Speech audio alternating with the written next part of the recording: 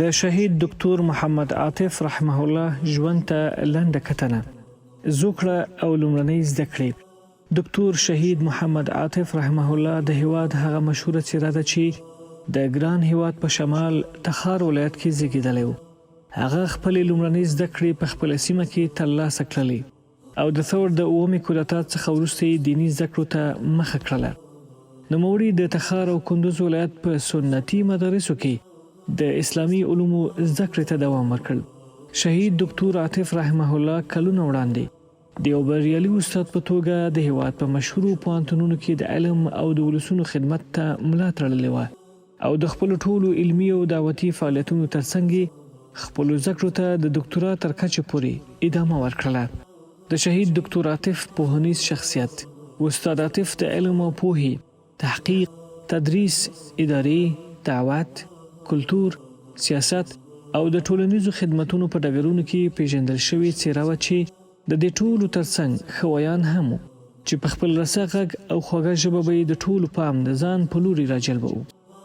ګران استاد د ملي ژبو ترڅنګ په عربي ژبه باندې هم مسلط او حاکم شخصیت و او د اردو او انګلیسي ژبې سره هم آشنایي درلودله. شهید دکتور محمد عاطف په 1465 هجري لمریز کال د پسرلي په موسم کې ګاونډي هیواد یعنی پاکستان ته مهاجر شو او په پېښور ښار کې د سلګونو زرو نورو افغانانو په څیر هلته هستوګنه پیل کړله. د 1468 هجري لمریز کال په پیل کې د امام ابو حنیفه رحمه الله په انسټیټیوټ کې شامل او هلته یې خپلې ثانویه زده کړې بشپړې کړلې. له دې وروسته د دعوت جهاد پوهنتون د اصول الدین یعنی اسلامي تعلیماتو په پوهنځي کې خپلې لوړې زده کړې پیل کړلې. شهید دکتور عاطف رحمه الله په 1401 هجري لمریز کال کې د نوموړي پوهنځي څخه په لوړو درجو فارغ شو او په هماغه کال د استاد په توګه د عقیدې او فلسفې په ډپارټمنټ کې د دعوت جهاد پوهنتون په علمي کدر کې شامل کړی شو او شپږ کاله یعنی 1401 هجري کال پورې د ټولو لوړو ژورو سره چې نوموړي پوهنتون درلودلې علمي مرستیال پاتې شو. د هجرت په دیار کې چې کله د دعوت جهاد پوهنتون سقوط وکړ نو له دې څخه وروسته په مختلفو مقاطعو او د اوږدې مودې لپاره د مختلفو پوهنتونونو سره لکه عبدالله بن مسعود پوهنتون چې په تخار کې و، هیواد پوهنتون او افغان پوهنتون سره خپلو علمي او تدریسي مرستو ته دوام ورکړ او د همدې زرین فرصت څخه په استفادې سره یې خپل علمي درجه د ژبو او عربي ادبیاتو په څانګه کې د پاکستان د لاهور ښار د پنجاب پوهنتون څخه ترلاسه کړله. ګران او شهید استاد د امفل له دې پړاو څخه وروسته چې دا په حقیقت کې د دکتورا لپاره پیلیزه یعنی مقدمه ګڼل کیږي په پېښور ښار کې د مقارنة الادیان یعنی ریلیجن کمپیریزن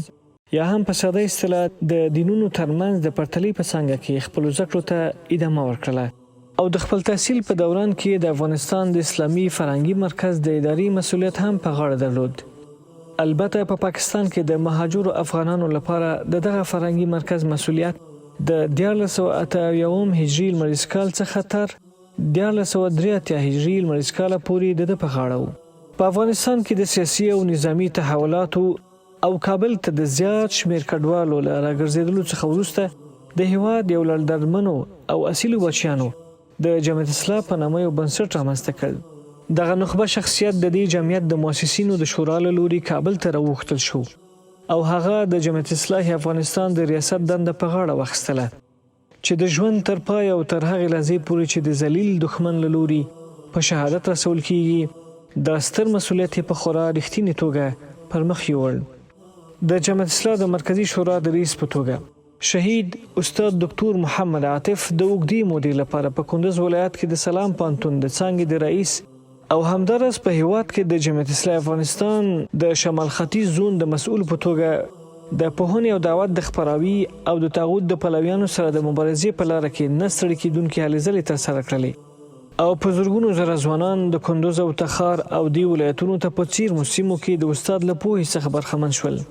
له دې وروسته د 1490 هجري لمریز کال په وروستیو کې وروسته له دې چې د جمعیت اصلاح افغانستان د مرکزي شورا دورې ټاکنې ترسره شولې نو ګران استاد د افغانستان د مرکزي شورا د امیر او بولندوی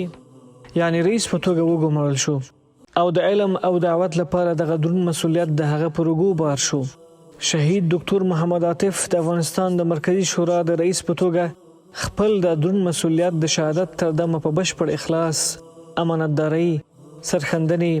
جدیت او متانت سره ترسره کړل او په پای کې د مهاجم غلیم په لاس د یوې بوږنوونکې حادثې او بمي چاودنې له کبله خپل روح څښتن تعالی ته وسپاره. ان لله وانا الیه راجعون. روح دې ښاد وي او لوی څښتن تعالی دې د جنت ټول نعمتونه ور په برخه کړي. د شهید استاد ډاکټر محمد عاطف رحمه الله سپېڅلي ارمانونه: اول، د فرهنګي، ښوونیزو، فکري او د ټولنیزو فعالیتونو په چوکاټ کې د ګران هیواد بیا رغونه او د هغه مادي او معنوي پراختیا. دوم، په ټولنه کې د اسلامي ارزښتونو د بیا راژوندي کولو لپاره هلې ځلې او د هیواد د اصیلو کلتوریزو لاسته راوړنو ساتنه کول. دریم، په افغانستان او ټول اسلامي نړۍ کې د پردي پالو د پراخه فکري، فرهنګي او اخلاقي تهاجم پر وړاندې کلک مقاومت او مبارزه کول. څلورم، د سولې حاکمیت او په افغاني ټولنه کې د انساني ګډ ژوندانه او د ورورولۍ د فضا رامنځته کول او په ټولنه کې د هر ډول متعصبو او تفرق اچونکو فکرونو له منځه وړل. پنځم، په خپله ټولنه کې د مسؤلیت قبلولو د احساس بیا راژوندي کول او د علمي او فني کدرونو روزل چې په پای کې زموږ د ټولنې د مادي او معنوي بیا رغونې او پرمختګ لامل وګرځي. شپږم،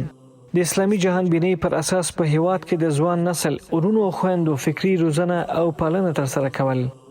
په ټول هیواد کې د همداسې یوې سپېڅلې ورځ د رارسېدو په هیله.